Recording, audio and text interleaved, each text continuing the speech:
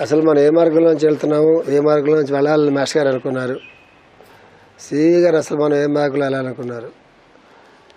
తర్వాత వచ్చిన మాస్టర్ గారు ఈకే గారు మనం ఏ మార్గంలో వెళ్ళాలనుకున్నారు, మనం ఏ మార్గంలో వెళ్తున్నాం, వాళ్ళు ఏమనుకున్నారు, మనం ఏం వెళ్తున్నాం, అట్లా వెళ్తున్నావా లేదా, అది ఒకసారి చాలా క్లుప్తంగా, వీలైనంత క్లుప్తంగా చెప్తాను, వీలైనంత గూఢంగా అర్థం చేసుకోండి. ప్రవృత్తి మార్గం, నివృత్తి మార్గం రెండు ఉంటాయి మనకి జీవితంలో. ప్రవృత్తి మార్గం ఒకటి, నివృత్తి మార్గం ఒకటి. ప్రవృత్తి మార్గం అంటే అన్నీ మనం పోగేసుకోవటం, ఇది కావాలనుకోవటం, అది కావాలనుకోవటం, మన సంసారాలు, మన ఉద్యోగాలు, మన వ్యాపారాలు, మన సంపాదనలు, మనకు కావాలనుకున్నవి, ఇవన్నీ ప్రవృత్తి మార్గంలోకి వస్తాయి. ఇక్కడ చాలామంది ఏం పొరపాటు పడతారంటే ప్రవృత్తి మార్గం అంటే అది కేవలం సంసారమే, అది కేవలం ఉద్యోగం, కేవలం వ్యాపారమే. మనం అది ఉన్నప్పుడు కూడా మన ఆధ్యాత్మిక మార్గంలో ఉన్నాం, మనం యోగ మార్గంలో ఉన్నాం మనం అని, కాబట్టి మనది ఆ మార్గం కాదు, కొంత ప్రవృత్తి మార్గం దాటి వచ్చాయేమో అని మనకు ఒక రకమైనటువంటి ఆలోచన కలుగుతూ ఉంటుంది. 100కి 90 మంది, 95 మంది, 5 మందిని కూడా పక్కన పెట్టకపోతే బాగుండదు. కాబట్టి 95 మంది యోగ మార్గంలో ఉన్నటువంటి వాళ్ళు, ఆధ్యాత్మిక మార్గంలో ఉన్నటువంటి వాళ్ళు, చాలా పెద్ద ఆధ్యాత్మికంగా చాలా పెద్ద స్థాయిలో ఉన్నటువంటి వాళ్ళు, లక్షల లక్షల శిష్యులు ఉన్నటువంటి వాళ్ళు కూడా వాళ్ళు ప్రవృత్తి మార్గంలోనే ఉంటారు. ఎందుకంటే వాళ్ళకి శిష్యులు కావాలా, సంపదలు కావాలా, సదుపాయాలు కావాలా, అధికారం కావాలా, ప్రైమ్ మినిస్టర్లు కావాలా, చీఫ్ మినిస్టర్లు కావాలా, ఆశ్రమాలకు అందరూ రావాలా, ఒక పెద్ద మహావైభవం అంతా ఉండాలి అక్కడ. అది పక్కా ప్రవృత్తి మార్గమే, అది నివృత్తి మార్గం కాదు. ఎందుకంటే వాల్మీకి కానీ వ్యాసుడు కానీ వాళ్ళు ఎవరినైనా మనం చూసుకుంటే వాళ్ళందరూ మహాయోగులు అయ్యండి. భరద్వాజ మహర్షి కానీ ఎప్పుడైనా రామాయణాలు అవి, రామాయణం, భారతం, భాగవతం చదువుకునే ఋషులు అందరూ కూడా అన్ని సిద్ధులు శక్తులు వాళ్ళ దగ్గర ఉండి కూడా వాళ్ళు నివృత్తి మార్గంలో ఉన్నారు. వాళ్ళు రామాయణం చూస్తే రాముడిని వెనక్కి పట్టుకొద్దామని చెప్పి భరతుడు వాళ్ళందరూ వెళ్తారు, రాముడిని వెనక్కి తీసుకొద్దామని చెప్పి. ఒక్కడే వెళ్తే రాడు కదా రాముడు అని చెప్పి ఆయన భరతుడు ఆయనతో పాటుగా సపోర్టింగ్గా వాళ్ళ ముగ్గురు అమ్మల్ని, తర్వాత సైన్యాధిపతుల్ని, మంత్రుల్ని, వశిష్ఠ మహర్షిని అందరినీ కూడా కలిపి మొత్తం ఒక పెద్ద గ్యాంగ్ని తీసుకెళ్తారు. ఆయన ఒక్కడు చెప్తే రాడు కదా అని చెప్పి వశిష్ఠ మహర్షి అందరిని తీసుకెళ్తారు. భరద్వాజ మహర్షి తెలుస్తుంది, ఏం తెలుస్తుందంటే వీళ్ళందరూ వస్తున్నారని చెప్పి తెలుస్తుంది. ఆయన ఆశ్రమం నుంచి వెళ్తారు, దారి అది. భరద్వాజ మహర్షి కోరి పెట్టి ఎలాగూ దారిలో వెళ్తున్నారు, మీ గుర్రాలు ఉంటాయి, రథాలు ఉంటాయి, చాలా ఉంటాయి కదా, వాడికి భటులు ఉంటారు, సైన్యం ఉంటుంది, పెద్ద పెద్ద వాళ్ళందరూ ఉంటారు, మీకు ఫుడ్ ఏర్పాట్లు ఎలాగ అరణ్యంలో నేను ఏర్పాటు చేస్తానండి. అంటే ఆశ్రమంలో ఏముంటాయి, ఆవులు ఉంటాయి, మహా ఉంటాయి. ఆశ్రమంలో ఆవులు ఉంటాయి, గేదెలు ఉండవు కదా, ఆవులు ఉంటాయి ఆశ్రమంలో, మహా ఉంటాయి. రోజు పాలు పితుకుని తాగుతుంటారు వాళ్ళు ఋషులు. కందమూలాలు ఉంటాయి, దుంపకూరలు లేదా ఆకుకూరలు, చెట్లు, చామలు ఉంటాయి. ఎంతమంది వీళ్ళందరూ నాన్ వెజిటేరియన్ బ్యాచ్, భట్లు, సైన్యాధిపతి, వీళ్ళందరికీ ఆకులు అలంలో పెట్టి రా ఫుడ్ పెడితే వాళ్ళు ఏం తింటారు, వాళ్ళు అక్కడే కక్కుతారు వాళ్ళు. అందుకే భరద్వాజ మహర్షి రండి, అది ఎలా స్వామి మీరు ఎలాగా ఏర్పాట్లు చేస్తారు, ఇంతమంది వస్తున్నారంటే పర్లేదు మేము చేసి పెడతాం, అతిథులను గౌరవించడం అనేది మన సాంప్రదాయం కదా అని చెప్పి పిలిపించి ఒక క్షణంలో ఆయన ఒక మహా సామ్రాజ్య నిర్మాణం చేస్తాడు. ఒక క్షణంలో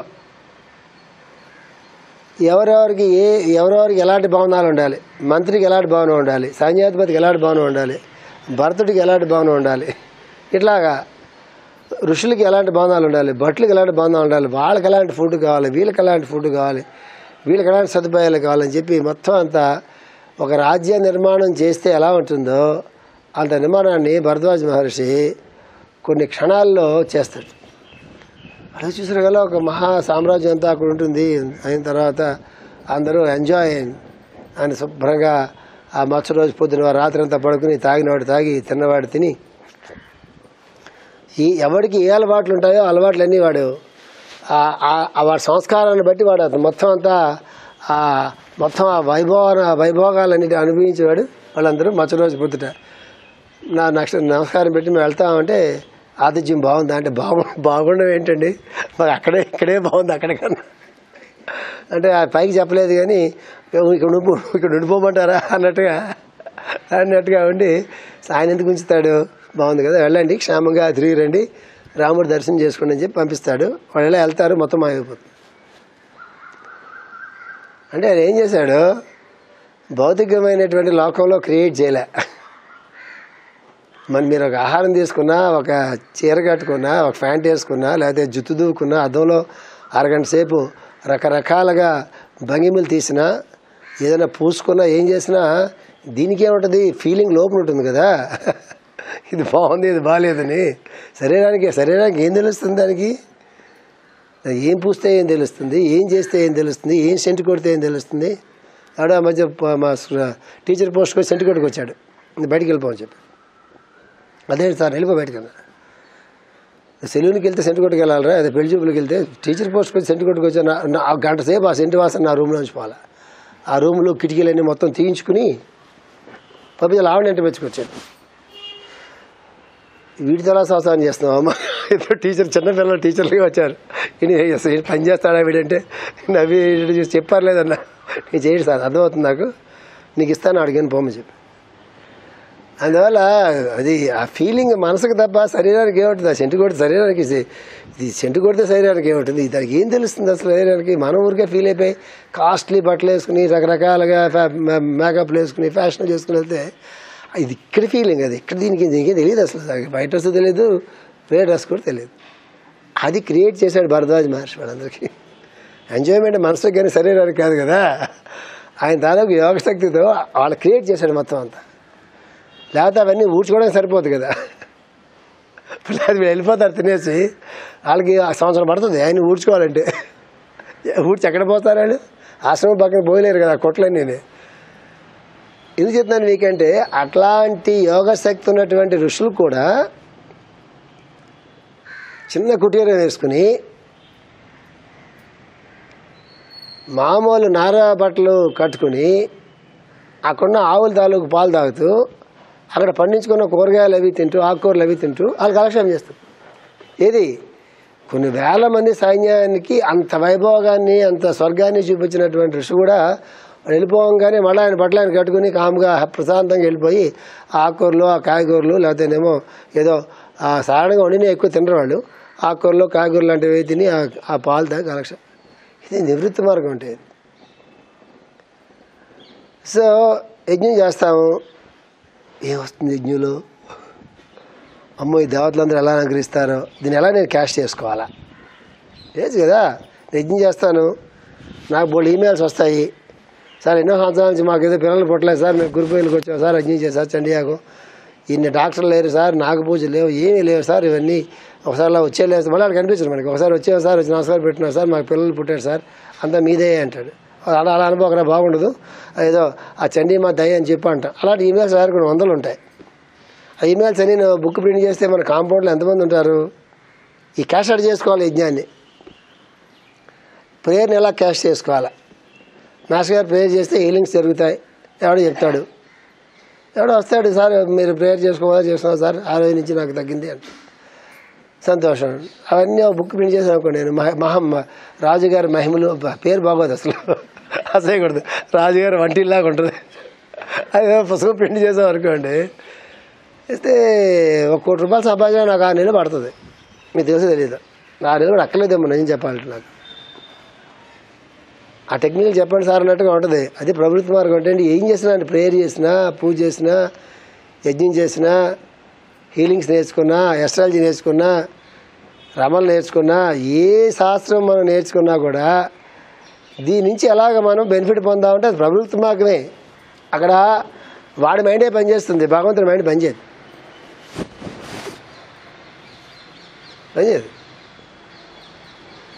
వాడు ఏం చేసినా జన్మంతా ఒక దేవ్యం, ఒక మాస్టర్ భాషలో దేవ్యం ముఖమే ఉంటుంది. ప్రేయర్ చేస్తారు, ప్రేయర్ చేసినప్పుడు ప్రేయర్లో ఏమొచ్చేస్తుంది, ఎవడో చెప్తాడు, ఒక మైకమూల ఎవడో చెప్తాడు, ప్రేయర్ చేస్తుంటే అలాగ సమాధిలోకి వెళ్ళిపోతారు. వీడు ప్రపోజ్ చేసుకుంటాడు, సమాధిలోకి వెళ్ళిపోతున్నా నీరసంలోకి వెళ్ళిపోతాడు. వీడు ఒక నెగిటివ్ ఎనర్జీస్లోకి వెళ్ళిపోతాడు. ఇప్పుడు భారతీయ మార్గాలు మేము అందరం ఎందుకు వెళ్ళాము, ఇది ఎంత ఆరోగ్యం బాగానే ఎంత ఆరోగ్యం బాగాలేకపోయినా ప్రేయర్ అవగానే హ్యాపీగా ఉండి ఆ ఫుట్బాల్ లాగా లేదా దేనిలాగా ఉంటారు. మొత్తం మ్యాచ్ బ్యాచ్ చూడండి, విశాఖపట్నం బ్యాచ్ గతంలో ఎప్పుడో 60-65 ఇయర్స్ వచ్చినా 70 వచ్చినా వచ్చినా కూడా అక్కడ బంతుల్లాగా ఉంటారు వాళ్ళు. ఎందువల్ల మాస్టర్ అట్లా యాక్షన్ అలవాటు చేస్తారు. ఎవడు చెప్తాడు ప్రేయర్ చేసుకుంటే మత్తులోకి వెళ్ళిపోతా ఉంటాడు. అది సబ్కాన్షియస్ మైండ్లో అది రిజిస్టర్ అయిపోతుంది. వెళ్ళిపోతారు కావాల్సిన చెప్పి వెళ్ళిపోతారు. నిజంగా వెళ్ళేవాళ్ళు ఉంటారు, అది వేరే విషయం. అది రెండు ఉంటాయి. ఇప్పుడు రూపాయికి ఒక ఫేక్ నోటు, ఒక ఒరిజినల్ నోట్ ఉంటాయి కదా. ఫేక్ నోట్ ఉంటుంది మాస్టర్ భాషలో. ఒరిజినల్ నోట్ అంటూ ఉంటే ఫేక్ నోట్ ఉంటుంది. మనకన్నీ ఫేక్ నోట్లే, ఒరిజినల్ నోట్లు తక్కువ. ఇందులో నుంచి అయినా కూడా మన ప్రభుత్వ మార్గంలోకి దేన్నైనా సరే మనం లాగేస్తాం. దేనైనా మనం మళ్ళీ లాగేసుకుంటాం అంతే. అది ప్రేయర్ అనేయండి, యోగం అనేయండి, ధ్యానం అనేయండి. అంటే నిష్కారణమ హరిభజన చేయుచుందురు అనేది ఒక్కటే మనకు ఉండదు. ధీరులు నిరపేక్షలు ఆత్మాభిరాములైన మునులు నిష్కారణమ హరిభజన చేయుచుందురు. ఎందుకు హరిభజన చేస్తారు, ఎందుకు వీళ్ళు రామనామం చెప్తారు? నిష్కారణమా, దానికి కారణం లేదండి, రామనామం చెప్తారు అంతే. సార్ నేను నీకు రామనామం చెప్తున్నాను కదా, నా పక్క కూడా చూడండి సార్. అది ప్రవృత్తి మార్గం, నివృత్తి మార్గం కాదు. ఏది యోగంలో కూడా మామూలుగా ప్రవృత్తి మార్గం అంటే మామూలుగా అర్థం ఏంటి? సంపదలు, ఐశ్వర్యాలు, వ్యాపారాలు, సంసారాలు, భౌతికమైన సంపదలు, కంటికి ఇవన్నీ ప్రవృత్తి మార్గం అని అర్థం చెప్తారు అందరూ. కానీ మనం కూడా మనం తెలియకుండా ప్రవృత్తి మార్గంలోనే ఉంటాం. మనం నివృత్తి మార్గంలో ఉండరు. ఇది ఎప్పుడు తెలుస్తుంది?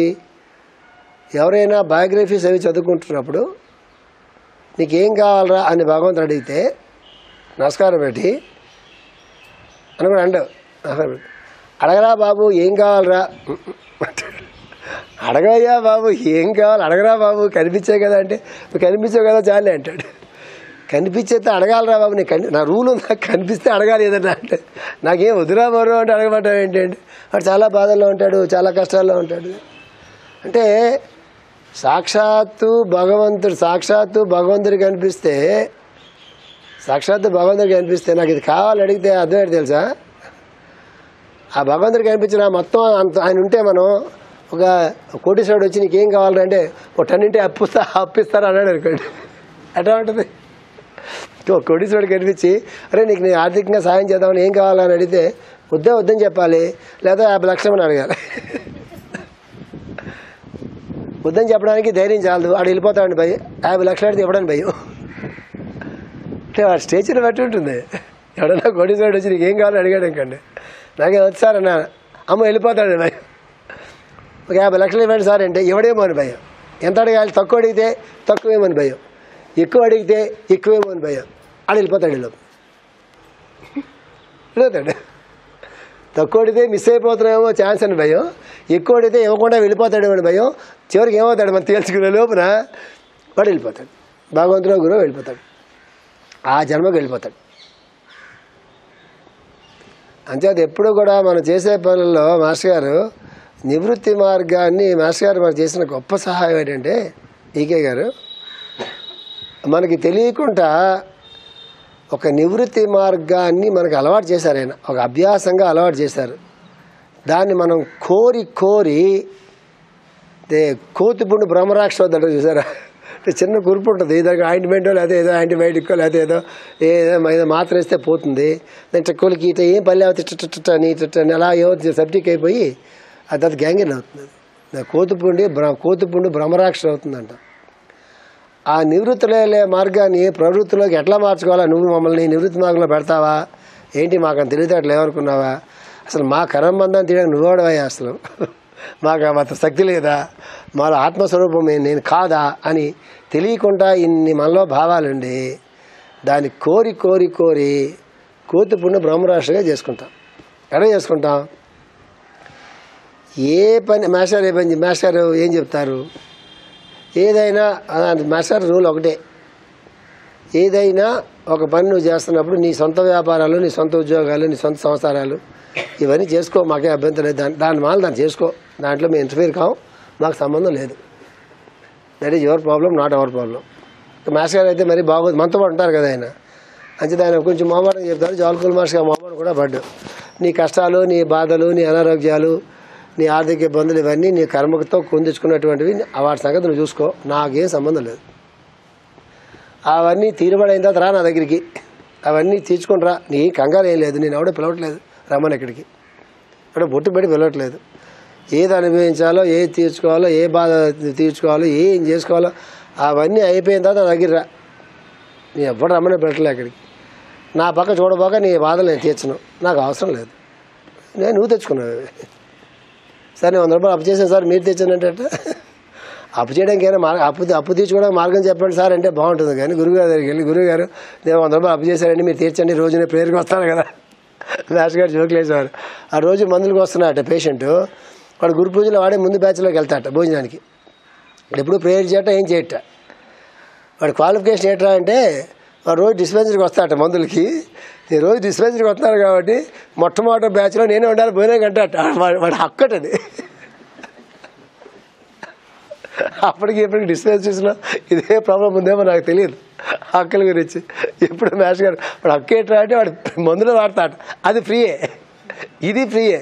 అక్కడ మందులు వాడతాను కాబట్టి నాకెందుకు ముందు పోయిన పెట్టు అని వాడు పైపించి పోట్లాడతాట. అట్లాగా మేష్ గారు ఏం చేశారు, అరే నీ బాధలు నువ్వు పడు, మేష్ గారిని ప్రార్థన చేయ, రోజు ప్రేయర్ చేసుకో, ఆయన నీ బాధలు తీరుస్తారేమో, తీరుస్తాను అన్నారు. ఆయన బాధ ఏం బాధలు తీరుస్తా అన్నారు, నీ తినడానికి లోటు లేకుండా చేస్తా. పరమాణం చెప్పలేదు శ్రీ గారు. ఎవరైనా 2 పూట్ల 6 గంటలకి ప్రేయర్ చేసుకుంటే నీ తినడానికి లోటు లేకుండా, కట్టుకోవడానికి బట్టలకి లోటు లేకుండా చేస్తా అన్నారు. ఇల్లు కూడా కొనిపెడతాను అలా, రోటీ మకడా కపాన్ అలా, రోటీ కపడా అన్నారు అంతే. అది అందరికీ అనుభవం అయినటువంటి విషయం. అది మీ అబ్బాయికి ఏమో ఐశ్వర్యరాయని, మీ అమ్మాయికి ఏమో అంతా అభిషేక్ బచ్చన్ అని నేను చెప్పలే. ఆయన ఏ సమయానికి ఏమవుతాయో అవుతాయి అన్నారు. నమస్కారం పెట్టి నోరు మూసి కూర్చో అన్నారు. నమస్కారం పెట్టి నోరు మూసి కూర్చుంటాడు అన్న. నమస్కారం పెట్టేంత వరకు మనం చేస్తాం కానీ నోరు మూసి కూర్చుంటా. నాసార్ ఏం చెప్పారు, ఏదో ఒక పని పెట్టుకోరా, రోజు 1 గంట 2 గంటలో 3 గంటలో నీకు ఉన్నటువంటి టైంలో పని పెట్టుకో. దాని నుంచి నీకు ఏమీ కలిసి రాకూడదు, దాని నుంచి నువ్వు ఏమీ ఆశించకూడదు, జస్ట్ ఆ సత్కర్మగా ఆ పని అట్లా చేసి వెళ్ళిపోరా అని చెప్పారు. ఆ భావంతోనే నివృత్తి మార్గం వస్తుంది. అట్లా చేసి వెళ్ళిపోయిన వాడికే నివృత్తి మార్గం వస్తుంది. నేను చేస్తున్నా ఈ పని నేను చేస్తున్నా, ఇన్ని సంవత్సరాలు నేను చేస్తున్నా అన్నవాడికి ఈ చేసిందంతా చాకరీ అయిపోతుంది. అదే చెప్పారు మాస్టర్ గారు. ఎవడైనా ఆ భావంతో చేస్తే చేసిందంతా చాకరీ అయిపోతుంది, ఆతరుడికి ఉపయోగపడుతుంది, నీకు ఉపయోగపడుతుంది. ఆ భావం నిన్ను సంస్కరించదు. మానవజన్మ ఎందుకు సంస్కరించబడ్డాను కదా, మానవజన్మ డబ్బులు సంపాదించుకోవడానిక. మానవజన్మ భగవంతుడు ఎందుకు ఇచ్చాడు జన్మ అంటే, ఈ జన్మలో వీలైనంత వరకు వీలైన కర్మబంధాలన్నీ కూడా తెంచుకుని, కర్మబంధాలను ధ్వంసం చేసుకుని, మళ్ళీ అక్కడి నుంచి వచ్చామో అక్కడికి చాలా సేఫ్గా హాయిగా వీలైనంత వేగంగా వెళ్ళిపోవడానికి అదే ఈ మానవజన్మ ఇచ్చింది. ఆ ఇచ్చిన మానవజన్మలో ఏదైనా బాధలు రోగాలు ఉంటే అవన్నీ మనం తెచ్చుకునే మనమే తీర్చుకోవాలి. వాటిని అది తీర్చుకోలేకపోతే దాని గురించినటువంటి ఆ శక్తిమని భగవంతుడో గురువునో ప్రార్థించాలి. అది బై ఫౌల్ మీన్స్ కాదు, బై రైట్ మీన్స్. ఏది మనకు రావాలన్నా కూడా ధర్మమైన మార్గంలో సంపాదించుకోవడం కోసం రావాలి. నేను ఒక అమ్మాయి నాకు సడన్గా నేను ఒక మెయిల్ ఏది పంపించి, ఇది 5 పంపిస్తే డబ్బులు వస్తాయంటే, ఆ అమ్మాయి ఫైనాన్షియల్గా ఇబ్బందులు ఉందని చెప్పి పంపించి, నువ్వు కూడా పంపించు అని పుట్టితే రావు, సడన్ ఏడిపిద్దామని. ఎట్లా ఉంది, డబ్బుల దగ్గర ఉందా మైండ్ అమ్మాయిది అని ఆ విజయంలో పంపించా. వెంటనే నాకు బుర్ర తిరిగిపోయింది.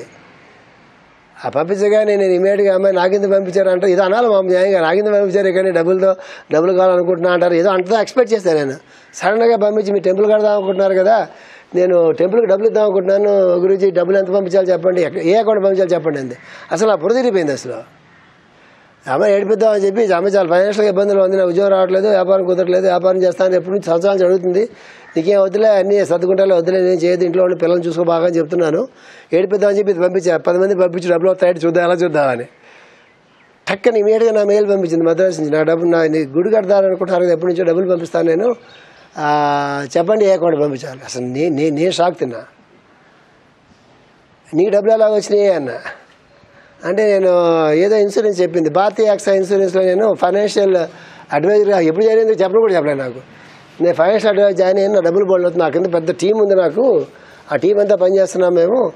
భారతీయ యాక్సెల్లో నేను ఫైనాన్షియల్ అడ్వైజర్గా పనిచేస్తున్నామే. బాగా చదువుకుంది, పనిచేస్తున్నాను, డబ్బులు బోల్డ్ వస్తున్నాయి, నా టీం బోల్డ్ డబ్బులు వస్తున్నాయి, చాలా హాయిగా ఉంది నా జాబు, చెప్పండి డబ్బులు పంపిస్తుంది, వదిలే తర్వాత పంపిద్దిగాలే అని చెప్పి ఓ పని చేస్తావా అన్న. ఏం చేస్తా? ఇన్సూరెన్స్ అంతా మొత్తం మోసం అని చెప్పా. ఆల్ ప్రైవేట్ ఇన్సూరెన్స్ అందరూ కూడా మోసం చేస్తారు. యాక్చువల్గా అందులో ఉన్నటువంటి మొత్తం కండిషన్స్ చెప్పరు మనుషులకి. అందులో ఉండే లాభాలు మాత్రం చెప్తారు, నష్టాలు మాత్రం చెప్పరు. చాలామంది ఎంతో ఆశపడి కట్టిన తర్వాత తీరా వాళ్ళ చేతికి వచ్చేటప్పటికి చాలా రావు వాళ్ళకి. నిజంగా ఆపదలో ఉంటే ఆ కండిషన్స్ అన్నీ మనం చదవము, ఆ కండిషన్స్ మీరు చెప్పరు.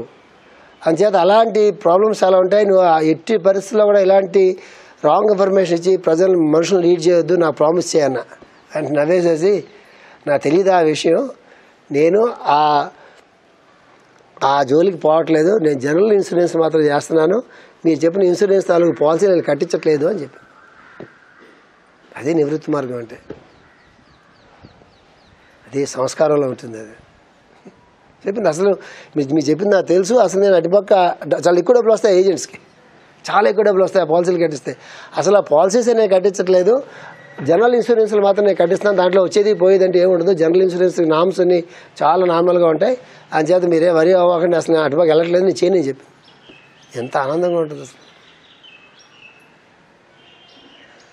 ఆ అమ్మాయికి అసలు డిస్కస్ కూడా చేయాలి, అసలు జాయిన్ అయ్యి కూడా డిస్కస్ చేయాలి, చేయలేదు, ఏం చెప్పలే. అయితే ఎప్పుడు డబ్బులు రైట్ టైం వస్తుందో అడుగుతాలే, అప్పుడు పంపించదులే ప్రస్తుతం అని చెప్పాను. అది నివృత్తి మార్గం అంటే వ్యాపారం చేస్తూ ఉద్యోగం చేస్తూ కూడా నివృత్తి మార్గంలో మనం జీవించవచ్చు. అది మాస్టర్ గారు మనం నేర్పించారు. ఆయన భగవద్గీతకి ఇచ్చిన కామెంటరీ మొత్తం అంతా మాస్టర్ అలాగే ఇచ్చారు. నీ పనులు నువ్వు చేసుకుంటూ, నీ ఉద్యోగం నువ్వు చేసుకుంటూ, నీ వ్యాపారం నువ్వు చేసుకుంటూ, నీ సంసారం నువ్వు చేసుకుంటూ కూడా నువ్వు అది అంటించుకోకుండా నువ్వు ఎంతవరకు చేయాలో అంతవరకు అది చేసుకుంటూ అలా పోతూ ఉండి ఒక కర్తవ్యంగా నిర్వర్తిస్తూ దాని నుంచి ఏమి ఆశించుకుంటా, ఎవరిని మోసం చేయకుండా ధనబద్ధమైన సంపాదనతో జీవిస్తూ ఉండి మనసుని దాని మీద క్యారీ చేయకుండా ఉంటే అదే నివృత్తి మార్గం. ఎవడు చెప్తాడండి అంతే. అట్లా చేస్తే అందరూ ఉద్యోగస్తులందరూ పనులు బాగా చేస్తారు కదా, కర్తవ్యంగా పనులు చేస్తారు కదా, భార్యాభర్తలు తగులాడుకోకుండా చక్కగా సంసారం చేస్తారు కదా, కంప్లైంట్స్ లేకుండా. అలాంటి ఇంట్లో పుట్టిన పిల్లలు కదా, మంచి మనసుతో మంచి భావాలతో పైకి వచ్చి వాళ్ళు 10 మందికి ఈ సమాజానికి ఏం చేయాలనేటువంటి భావాలతో వస్తారు. అట్లాంటి సంకల్పం ఉన్నటువంటి వాళ్ళ దగ్గర ఒక సాన్నిధ్యం ఉంటుంది. అట్లాంటి సంకల్పం ఉన్న వాళ్ళ సాన్నిధ్యంలో కదా మిగతా వాళ్ళకి ఒక రకమైన ప్రశాంతత అనేది లభిస్తుంది. అందుకు మాస్టర్ గారు ఇంత పెద్ద బజార్ క్రియేట్ చేశారు. ఒక డిస్పెన్సరీ, స్కూలు, ఒక పుస్తకాలు, ఒక ఇవి క్రియేట్ చేసి ఎక్కడో దగ్గర నువ్వు ఫిట్ అవ్వు. మాస్టర్ గారి బ్యాక్గ్రౌండ్ అంత ఉంటుంది. రెండవది కర్మ ప్రక్షాళన అని ఒకటి ఉంటుంది. ఎంతవరకైతే మానవుడికి పూర్వజన్మ తాలూకు కర్మబంధం అనేది ఉంటుందో అంతవరకు వాడి మైండ్ కండిషన్ అయ్యే ఉంటుంది. ఎంతవరకు మైండ్ కండిషన్ అయ్యి ఉంటుందో అంతవరకు వాడి ఆలోచనలు కానీ, వాడి భావాలు కానీ, వాడి సంకల్పాలు కానీ, వాడి కోరికలు కానీ, వాడు చేసే పనులన్నీ కూడా మొత్తం కండిషన్ అయ్యే ఉంటాయి. దీంట్లో సెకండ్ థాటే ఉండదు. ఇతరుల పట్ల మనోభావాలు కానీ, మన పట్ల మనోభావాలు కానీ, సమాజం పట్ల మనోభావాలు కానీ, ప్రపంచం పట్ల మనోభావాలు కానీ ఏవైనా కండిషన్ అయ్యే ఉంటాయి. అంటే మన ఇంట్లోంచి సూర్యరశ్మి చూస్తే కిటికీలో నుంచి ఆ కిటికీలోంచి సూర్యరశ్మి వస్తే అది ముక్కలుగా వస్తుంది, సన్ రేస్ లాగా వస్తుంది. కిటికీలోంచి మరి మధ్యలో షోలు ఉంటాయి కదా, ఆ సూర్యుడు ఆ కిటికీ అంతా కనిపిస్తాడు మనకి. కొండెక్కితే కదా పూర్తిగా కనిపిస్తాడు, కొండెక్కితే పూర్తిగా కనిపిస్తాడు. లేకపోతే ఎన్ని కిటికీ సొంతలో నుంచి మేడలోంచి కనిపిస్తాడు. కండిషన్ మైండ్తోనే మనం ఉంటాం. దీంట్లో సెకండ్ థాటే ఉండదు. మనం భగవద్గీత అర్థం చేసుకున్నా, శ్రీజీ గారిని అర్థం చేసుకున్నా, ఎవరిని అర్థం చేసుకున్నా, మనల్ని మనం అర్థం చేసుకున్నా అంతా కంప్లీట్గా కర్మబంధంతో కూడినటువంటి కండిషన్ మైండ్ తప్ప దాని పరిధి దాటి ఆలోచించడానికి ఎలా ఉంటుందో మనకు తెలియదు, దాని రుచి కూడా మనకు తెలియదు. ఎందుకంటే మనం కండిషన్ అయ్యే ఉంటాం. ఎంచేత మానవ జన్మ వచ్చింది అంటే కర్మబంధంతోనే వస్తుంది. మనమేమి అవతారమూర్తులుగా కృష్ణులాగా దిగి రాలేదు కదా. మనం పైన దిగొచ్చిన వాడు, కారణజన్ముడు అయినటువంటి వాడు, కావాలి శరీరం తీసుకున్నటువంటి వాడు, కావాలి పెద్దలందరూ శరీరం తీసుకోయా కాస్త భూమి మీద గందరగోళంగా ఉంది, వాళ్ళు ఏం చేయలేకపోతున్నారులే, శరీరం తీసుకోరా బాబు అని చెప్తే అంశావతారంగానో లేకపోతే పూర్ణావతారంగానో ఎవరిని పైనుంచి కిందకి వచ్చేవాడికి వాడి కర్మబంధం ఉండదు తప్ప మిగతా వాళ్ళందరికీ కర్మబంధం ఉంటుంది, ఎప్పటికైనా ఉంటుంది. అందుకే వాళ్ళు పెద్ద పెద్దలు కూడా వాళ్ళకి రోగాలు ఎందుకు వస్తాయి, వాళ్ళకి బాధలు ఎందుకు వస్తాయి, వాళ్ళ కుటుంబాల్లో ఎందుకు ప్రాబ్లమ్స్ ఉంటాయి, లేకపోతే వాళ్ళ జీవన దశల్లో ఎందుకు అట్లాగా వచ్చాయంటే మనం ఏదో ఒక దానికి ఏదో మనం మిస్టరే చేస్తాం. అందరి క్యామ్లో వీళ్ళు చూస్తున్నారండి, అదండి ఇదండి అని ఏ తోచిందంతా మన తోచిందల్లా మన గురువు మీద మనకు ఉండే భక్తిని బట్టి కోపాన్ని బట్టి కోపంగా ఉంటేనేమో మన కోపంతో వాడి పెట్టాలి కాబట్టి మీకు తెలుసా అది ఇది అంటుంది. సడన్గా ప్రేమ పుట్టింది అనుకోండి ఒక కక్కుకు, మళ్ళీ ఆ ప్రేమ పుట్టితే మీకు తెలుసా అసలు అమ్మో రెండు ట్రాషే. ఎవడైనా నమ్మేసి ఆ గురువు నమ్మేసేసి ధనం పెడితే పెట్టరా అంటే ఎప్పుడో కూడా ఆడ కాళ్ళు లాగేస్తాడు. ఎంతకాలం ఆ గురువుకి దశలు బాగుంటాయి అంతకాలం నన్ను నడిచి వెళ్తుంటుంది. ఆశ్రామ బాపూజీలా జల్లే పెడతారు, పైకి వదలరు. ఆ నిత్యానంద గారికి మళ్ళీ వాళ్ళ జైల్లో పెడతారు తీసుకుని. దశలు బాగున్న సేపు వెళ్ళిపోతుంటారు, దశలు బాగాలేకపోతే తెలుస్తుంది. అందువల్ల ఏం చెప్తాను అంటే ఆ కర్మబంధ విచ్ఛేదనం అనేటటువంటిది పెద్ద మార్గం. అది ఋషులందరూ ఏం చేసినా మొట్టమొదట ఆ కర్మబంధం కాదే జ్ఞానం రాదు, విజ్ఞానం కాదు జ్ఞానం రాదు. జ్ఞానం రాందే నిజంగా జీవితానికి ఏం కావాలో అనేది మనకి స్పష్టంగా తెలియదు. అంతవరకు తెలిసి తెలియనట్టుగా అంటే పిచ్చోడు చూడండి, కొంతమంది పిచ్చోడు ఉంటారు. సన్నగా వాడికి మెలికి వచ్చి అతియా బాగున్నావా అంటే అందరూ అనుకుంటామను, అయ్యో పిచ్చి తగ్గిపోయిందిరా, పిచ్చి రాలా బాబు రాబడి పక్కన కొడతాడు. ఏమైందిరా అంటే కుక్కడు కొడతాడు. అమ్మ మళ్ళీ పిచ్చి వచ్చిందిరా అంటే అటు పిచ్చి తగ్గింది, మధ్యలో మళ్ళీ వచ్చింది పిచ్చి. మనమే ఆడు కాదు, సడన్గా వాళ్ళకి వచ్చేస్తుంది అనమాట. అమ్మో ప్రేయర్ May 29 ప్రేయర్కి వెళ్ళిపోవాలి, మళ్ళీ August 4th వరకు 8th వరకు మళ్ళీ ఏమన్నా ఫోన్ చేయాలి, May 29 మీకు గుర్తుందా అని. లేకపోతే May 29 అయితే మనకేంటి 20 కాలస్వరూపం అండి భగవంతుడు. May 9 అయితే ఏంటి, May 8 అయితే ఏంటి, January 1st ఎంత మనం పెట్టిన క్యాలెండర్ అండి. వాడు అడిగితే వాడు ఏం లాజిక్ చెప్తాడు, ఎన్ని ఎమర్జెన్సీ పనులు చెప్తాడు, రకరకాలు చెప్తాడు. కాలస్వరూపం కదా. లోపుని జీవికి ఇక ఆ కర్మబంధం అనేటటువంటిది ఇస్తుంది. అసలు స్టార్ట్ కాలే, ఇక పెంకు పగలడం కాదు అసలు. ఇక కాయ పిందిలా ఉంది, ఇక కాయ కాడో కాదు. ఇది కాయ అయితే వారం రోజులు ఏదో పండుతుంది అన్నట్టుగా ఉంటుంది. ఇక పిండి స్టేజ్లో ఉంది వాడితో ఆ జీవి. పరిపక్వత రావడానికి చాలా జమలు పడుతుంది. సో మాస్టర్ గారు శ్రీజీ గారు ఏం చెప్పారంటే దీనికి ఋషులు యజ్ఞాలు పెట్టారు.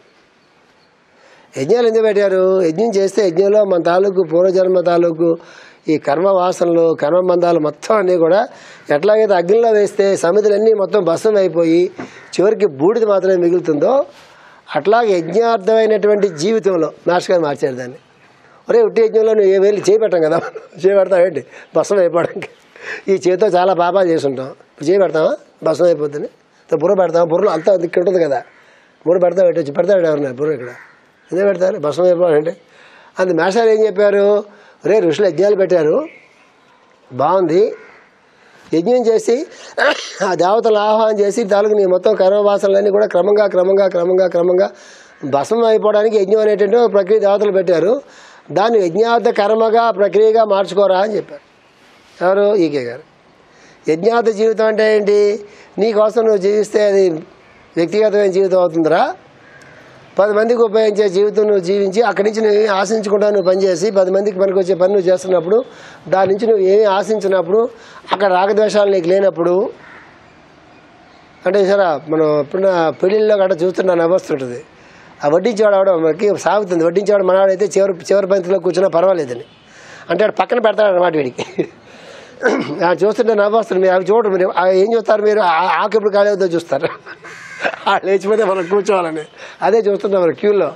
ఆడికి తిండి రా చూస్తుంటాం, ఆడి పక్క వాడేమో బాబు ఇక్కడ చచ్చిపోయి తింటూ ఉంటాడు. అది కాదు నేను కూడా చూస్తుంటా. ఆ వడ్డించేవాడికి ఫేవరెట్ ఎవడ ఉంటాడు, వాడికి 2 బూర్లు వేస్తాడు వీడు, అంటే ఇక వేగంగా పోరా అని. లేకపోతే కొంచెం పొలం ఉంటే కొంచెం ఎక్కువ వేస్తాడు వాడికి, అంటే వేగంగా అది తినేసి పోరా అని. ఇది రాగద్వేషం అంటే ఇది. ఆడ పడదనుకోండి ఇట్ట వేసిపోతాడు అని ఇలా వేస్తాడు వాడు, చేతి పడద్ది, పప్పులో పడదు, అది ద్వేషం. ఇట్లా వేస్తాడు ప్రేమగా. అంటే కొలెస్ట్రాల్తో పోరా అని చెప్పడం, అది వీడి ప్రేమ. వాడికి ద్వేషం వాడి మీద. ఇంతకన్నా వేరే బతుకుంటుందండి. మన ఇంటికి ఎవరన్నా బాగా నచ్చేవాళ్ళు వస్తే ఒకలా ఖచ్చితంగా వచ్చారు వచ్చారు మొగ పెడతాం. నచ్చేవాళ్ళు వస్తే వచ్చారా రండి కూర్చోండి. ఈ రాగద్వేషాలు దాటిన బతుకుని మనలో ఎవరన్నా ఊహించగలం అసలు? ఏమి యోగం అండి, ఏమి యోగం, ఏమి బ్రహ్మత్వం, ఏమి రాజయోగం, ఏమి ఇది బ్రహ్మర్షి, ఏంటి అవన్నీ? సరదాగా కాలక్షేపానికి బాగుంటాయి అంతే. అర్థమవుతుందా?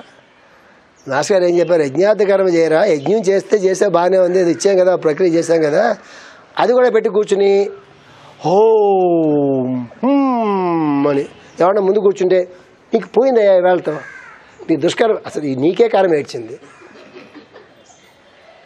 అది చేసిందంతా దుష్కర్మ ఏడి. అది అలా చేస్తే, యజ్ఞాలు అలా చేస్తే అది చాలా దుష్కర్మ అంటుకుంటుంది. వాళ్ళందరూ ఎవరో పైకి రాలి చూసుకోవడం కలుస్తుంది. మీకు ఎవరికి అబ్జర్వేషన్ లేక మీకు తెలియదు. ఏవైతే మాస్టర్ గారు ప్రపంచానికి ఇచ్చి ఎస్ట్రాలజీ అనండి, రమల అనండి, యజ్ఞం అనండి, పూజ ఏదైనా అనేయండి, అది ఎందుకు మనం సంస్కరించుకోవడం గురించి 10 మంది కూర్చున్నప్పుడు 10 మందికి ఉపయోగపడడం గురించి మాత్రమే ఆ ప్రోగ్రాంలో ఉండేటటువంటి సంకల్పం మాస్టర్ గారిది. హోమ్ హీమ్ క్రీమ్ అనేసి మనకు వచ్చు కదా అని చెప్పి ఇంట్లో యజ్ఞం పెట్టి నువ్వు రా కూర్చో, నీ మొత్తం నీ బాధలు అన్నీ పోతాయి, అక్కడ పెట్టు. ఎంత పెట్టావు? ఎక్కువ పెట్టావు కదా, ఓం. తక్కువ పెట్టావా, ఓం. అదే దిక్కుమాల జీవితం, అదే ముష్టి జీవితం. అది వాడి కర్మంతా అంటించుకుంటాడు. వాడికి ఎలా కర్మ పోతుందో లేదో వాడికి పోతుంది, వాడి భక్తితో వచ్చాడు కదా. వీడిది పోగా అది కూడా వీడికి వస్తుంది. అంటే ఏం చేస్తున్నాం మనం? మాస్టర్ గారు ఏదైతే కర్మ బంధ విచ్ఛేదనం గురించి, కర్మ నాశనం అవడం గురించి ఏదైతే జీవితాన్ని మనకి అలవాటు చేశారో, దాన్ని మనం ఏం చేస్తున్నాం? కోరి పెంచుకుంటాం. మాస్టర్ సివి గారు ఏం చెప్పారు? ఎవరైతే ప్రతిరోజు సివి ప్రేయర్ సింపుల్ అండి. మాస్టర్ గారి మార్గంలో సివి గారి ప్రేయర్ సింపుల్. ఏ మాస్టర్ గారి మార్గంలో? ఈకే గారి మార్గంలో సివి గారి ప్రేయర్ పనిచేసే విధంగా ఎక్కడికో వెళ్ళి అంటించుకొస్తే అంత బాగుంటుంది. అది నేను చెప్తున్నాను. మాస్టర్ గారి మార్గంలో ఎంత సింపుల్ అంటే, మాస్టర్ సివి నమస్కారం మా సివి అనుకో, కళ్ళు మూసుకొని కూర్చో, నోరు మూసుకొని కూర్చో, మనసు మూసుకొని కూర్చో, ఏమీ సజెషన్స్ ఇవ్వబోక, లోపల ఏం జరుగుతుందో గమనించుకుంటూ కూర్చో. హాయిగా ఉంటుంది. ఈకే గారి మార్గంలో నువ్వు సమాధానం వెళ్ళిపోతావు, నువ్వు అక్కడికి వెళ్ళిపోతావు, నువ్వు ఎక్కడికి వెళ్ళిపోతావు, ఇదే అయిపోతుంది ఇవి ఏముండవు. ఇనీషియల్ డేస్లో మాస్టర్ గారు ఈకే గారి తాలూకు మార్గం ఇనీషియల్ డేస్లో, చాలా ఇనీషియల్ డేస్లో వర్కింగ్స్ అనేవి వస్తాయి. చాలా ఇనీషియల్ వచ్చే పూర్వం చాలా ఇనీషియల్ డేస్లో అవి గట్టిగా 40 15 రోజులు ఉండిపోతాయి. కంటిన్యూ వర్కింగ్స్ అడ్జస్ట్మెంట్స్ కోసం వస్తాయి. జన్మంతా అడ్జస్ట్మెంట్స్ అవుతూ ఉంటాయండి. హోమియోపతి ఎవరన్నా నేను డిస్పెన్సరీకి వెళ్తే అడుగుతా, ఎంతకాలం చేస్తున్నావమ్మా అని అడుగుతా. ఎప్పుడు సరదాగా డిస్పెన్సరీకి వెళ్తే అడిగితే వాళ్ళు, సార్ ఎప్పుడు ఇక్కడ మందులు వాడుతున్నాం సార్ అంటారు. మనవాడు ఎవరో వచ్చి, సార్ చాలా సంవత్సరాల నుంచి మందులు వాడుతున్నా సార్ అంటారు. అది బాధపడాల్సిన విషయం, అది సంతోషించే విషయం. అది అప్పుడు నేను కేసీడ్ అంతా మొత్తం చేసి, నువ్వు నిర్ణయించిన మందులు వాడుతున్నావు కదా, నేను తగ్గిందా అంటే, అదే తగ్గి వస్తుందని వెంటనే మానేని చెప్తాను. వెంటనే మానేసి నిర్ణయించిన ఇక్కడ మందులు వాడటం, ఇక్కడ మానేసేయమ్మా, ఇప్పుడు డాక్టర్ ఎవరైనా చూసుకోలేదు, ఎవరైనా అలోపతి డాక్టర్ దగ్గరికి వెళ్ళు, ఇన్ని సంవత్సరాలు మందులు వాడండి, అసలు బుద్ధి లేదు, ఇచ్చేవాడికి బుద్ధి లేదా, నీకు బుద్ధి లేదు, ఇద్దరికి కూడా బుద్ధి లేదు అని చెప్పేసి మా పేషెంట్ నేను వెళ్తే మా డిస్పెన్సరీ మొత్తం ఖాళీ అయిపోతుంది, ఉండదు. ఏమవుతుంది? కామన్ సెన్స్ కదా. ఒక 10 years నుంచి మందులు వాడుతున్నాడు అంటే వాడు తగ్గితే ఎందుకు వాడతాడు? అసలు ఎంత 10 years వాడాలి, ఇంత తగ్గితే ఎందుకు వాడు? కాలక్షేపం కోసం వాడొస్తున్నాడా? కాలక్షేపం కోసం మనం మందులు ఇస్తున్నాం. 10th class ఎన్ని సంవత్సరం చదువుతాం అంటే 4th year సార్ అని అడుగుతాడు.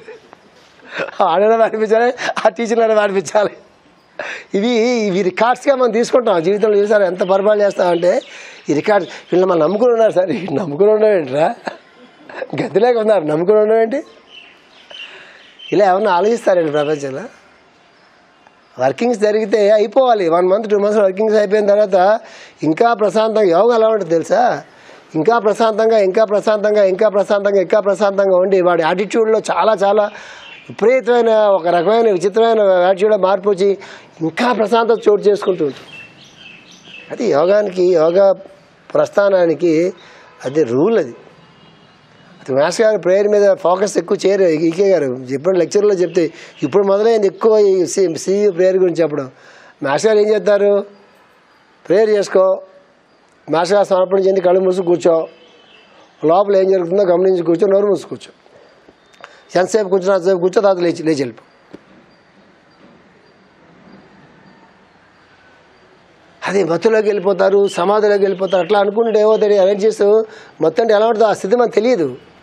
నిజంగా యోగ స్థితిలో వాడు బాహ్య స్మృతిని కోల్పోయి ఆ స్థితి గురించి మనకు తెలియని స్థితి మనకు ఎట్లా వస్తుంది? అది అనేక సంవత్సరాల సాధన తర్వాత ఎప్పుడో అది రావాలి. మన సజెషన్స్ అక్కడ ఉండకూడదు.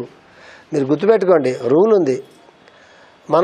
మనం సజెస్ట్ చేసింది ఏదైనా సరే it is our own suggestion, conditioned by our own mind, conditioned by our previous కర్మ.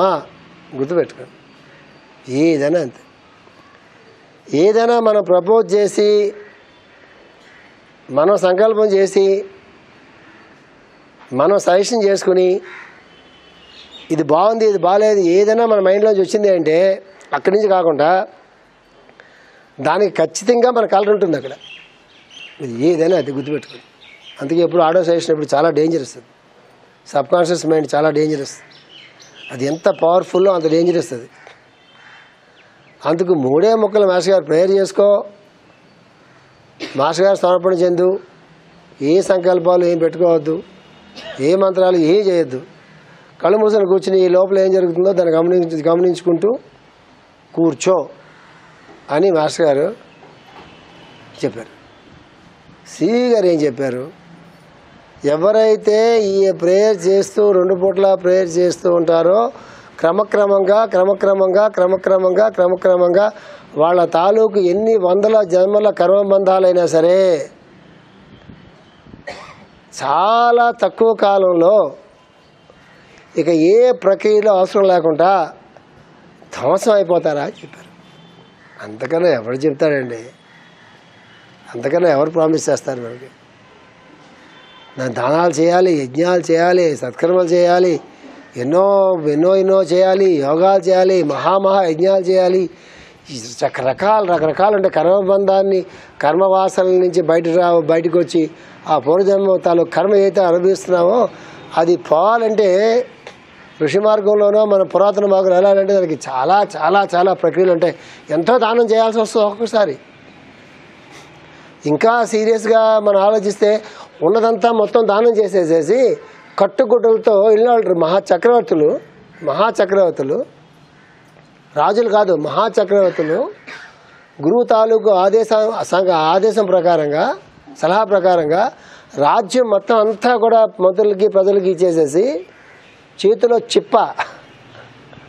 కుండ చిప్ప ఉంటుంది కదా, కుండ పాత్ర ఏదో ఉంటుంది, అది పట్టుకుని అది ఏ రాజ్యాన్ని ఆయన పరిపాలించాడు చక్రవర్తిగా ఆ రాజ్యం ఆ వీధిలో నడుచుకుంటూ వెళ్ళి భిక్షాటనం చేసి అది తిని అలా అరణ్యాల్లోకి వెళ్ళిపోయి అరణ్యాల్లో ఉండే ఆకులు అవిని తిని అట్లాగా వాళ్ళు జీవించినటువంటి మహాచక్రవర్తుల కథలు ఉన్నాయి మనకి.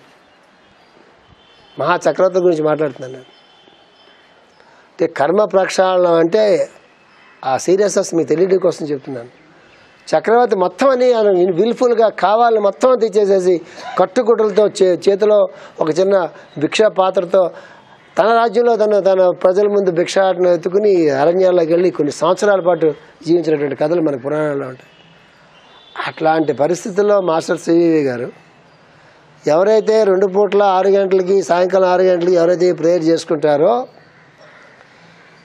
మీ తాలూకు జీవితం తాలూకు సారథ్యాన్ని నేను వహించి మీకేది మంచో అది చేసి పెట్టి, మీకేది మంచో మీ కుటుంబానికి ఏది మంచో అది నేను చేసి పెట్టి, మీ లోపల మీ బయట కూడా అడ్జస్ట్మెంట్స్ అన్నీ కూడా నేను చేసి పెట్టి యోగ మార్గంలోకి మిమ్మల్ని నడిపించుకుంటూ మీ కర్మ తాలూకు పూర్వజన్మ దుష్కర్మ వాసనలన్నీ కూడా ఈ ప్రేయర్లో 100 జన్మలకి కానీ తీరినటువంటి ఆ దుష్కర్మ వాసనలు ఉన్న ఏవైతే ఉన్నాయో అవి కొన్ని జన్మల్లో, వీలైతే ఒక జన్మలో లేకపోతే కొన్ని జన్మల్లో, వీలైతే అదే జన్మలో నేను భస్మం చేసి పెడతా. ఈ ప్రామిస్ ఎవరు చేయడానికి అసలు ముందు భయపడతారు, అసలు మళ్ళీ అడుగుతారేమో. ఇంకా కరెంట్ మందు క్షాళన అయిపోయిన వాడికి ఎలా ఉంటుంది తెలుసా, ఎవరన్నా బాగా తలకి బాగా ఎండలో గట్ట తిరిగి ఒళ్ళంతా మురికి అంతా పట్టించుకున్న వాడి ఇంటికి వెళ్ళి శుభ్రంగా ఏ కుంకుడుకాయల పులుసో పెట్టి శుభ్రంగా కుంకుడుకాయల పులుసు పెట్టి ఫుల్గా తలంతా రుద్దుకుని ఒళ్ళంతా శుభ్రంగా నూనె మద్దం చేసుకుని నలుగు పిండి పెట్టి గోరువెచ్చని నీళ్ళతో స్నానం చేసి మళ్ళీ ఆ కుళ్ళి తువాలతో తుడుచుకోకుండా మంచి తువాలతో తుడుచుకుని ఆ కుళ్ళి బట్టలు కాకుండా మంచి బట్టలు వేసుకుని మా బాలభాను విద్యాలయంలోనో మామిడి చెట్టు కిందకి వచ్చి కూర్చున్నారు ఒకటి సాయంకాలం పూట 5 గంటలు కానీ ఎప్పుడక్కడ పైన కూర్చుంటుంటే ఇంతకన్నా హాయి ప్రపంచంలో అక్కడ ఉందా అని అనిపించదు. అట్లా ఉంటుంది ప్రక్షాళన అయిపోతే. మన కాంపౌండ్లోకి చాలా మిట్టమిట్టలాడుతూ వచ్చే వాళ్ళు ఉంటారు, ఇదే కాంపౌండ్లోకి ఈ స్వేచ్ఛావాయువులు పీల్చుకుంటూ హాయిగా ఉందని అనుకుని వచ్చిన వాళ్ళు ఉంటారు. టెన్షన్గా ఏమైపోతుందో ఇంకా మామిడికాయలు కాయలేదని చెట్టుకి రాలేదే, మనకి ప్యాకెట్లు రాలేదే అన్నట్టుగా వాళ్ళు కూడా ఇన్ని రకాలు ఉంటాయి అక్కడ. మనకి ఒక రకం ఉంటున్నారు, రకరకాలు ఉంటాయి అక్కడ. అందరూ ఉంటారు. నేను ఒకసారి సీరియస్గా ఉంటాను, నేను ఒకసారి హాయిగా ఉంటాను. ఆ రోజు నాకేం కంప్లైంట్ లేకపోతే పేరెంట్ దగ్గర నుంచి చాలా అబ్బా ఎంత హాయిగా ఉందమ్మా అనుకుంటా. 10 మంది పేరెంట్కి కంప్లైంట్ చేస్తే ఇక దిక్కుమాల స్కూల్ దిక్కుమాల మసీలు పట్టడం అనుకుంటా. అదే రాగద్వేషాలు అంటే సంసారం కదా ఇది. మరి ఏం చేయాలి, దీన్ని తగ్గించుకుని అది పెంచుకుంటూ ఉండాలి. పోవు మాస్టర్ గారు ప్రామిస్ అది. ఏది ఎవరైతే 2 పూట్ల ప్రేయర్ చేస్తారో ఆ ప్రేయర్ చేసేటటువంటి వాళ్ళకి కర్మబంధాలన్నీ ప్రక్షాళన నేను చేస్తానురా, వీలైతే ఈ జన్మలో చేస్తానురా అన్నారు. సరే మాస్టర్ గారు ఒక వ్యాఖ్యానం ఇచ్చారు, అది మీకు ఇవ్వకూడదండి. ఇస్తే ఏమవుతాయండి, మీరు దాన్ని ఖచ్చితంగా మీకు అన్వయించుకుంటారు నా భయం. ఏం చెప్పారు, ఎవరికైతే కర్మ ప్రక్షాళన చేయాలని చెప్పి ఆయన సంకల్పం చేశాడో, ఎవరు మనం చేసుకోకూడదు సార్, మాస్టర్ సివి గారు కర్మ ప్రక్షాళన చేసేయాల్సిందే. ప్రేయర్ అవ్వగానే అయిపోయింది, కట్ ఆఫ్ అయిపోయిందండి, కట్ ఆఫ్ అయిపోయింది. దేంతో కట్ ఆఫ్ అయిపోయింది అంటే ఆ కర్మతో కట్ ఆఫ్ అయిపోయింది అటు వీడికి. ఇది వీడు చేసే బోర్డు ప్రేయర్కి అయిపోయిందండి, కర్మ లేదండి నాకని చెప్పాడు. అందరూ చెప్తున్నాడు కట్ ఆఫ్ అయిపోయిందని చెప్పి. ఇవన్నీ చిన్నప్పుడు మేము బాగా చూసేవాళ్ళం. ఈ వర్డ్స్ అన్నీ మీకు చాలా వర్డ్స్ మీకు పరిచయం ఉండవు.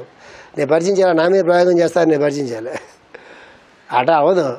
ఆయన అనుకోవాలి. ఆయన ఏమనుకోవాలా, పాప నాన్న రోజులు పాపం చాలా నుంచి శ్రమ పడుతున్నాడు, ఇది కింద మీద కింద పడి అన్ని ఆసనాలు వేస్తున్నాడు, ఏదో అంతో ఎంతో నివృత్తి మార్గంలోకి వెళ్ళటం కోసం పాపం ప్రయత్నం చేస్తున్నాడు. ఓవర్ యాక్షన్ చేయట్లేదు అంటే ఇది కరెక్ట్ వర్డ్. వీడు ఓవర్ యాక్షన్ చేయట్లేదు, వీడు ఓవర్ మేకప్ లాగా అనమాట. ఓవర్ యాక్షన్ చేయట్లేదు వీడు బుద్ధిగానే ఉన్నాడు, చాలా బుద్ధిమంతుడిలాగా ఉన్నాడు, చాలా సహజంగా న్యాచురల్గా ఉన్నాడు. అది వర్డ్స్. ఓవర్ యాక్షన్ చేయట్లేదు, న్యాచురల్గా ఉన్నాడు. అందరూ సామాన్య మనుషులు అలా ఉన్నాడు. దీన్ని రక్షిస్తా, అది చేస్తా, ఇచ్చేస్తా అని చెప్పట్లేడు.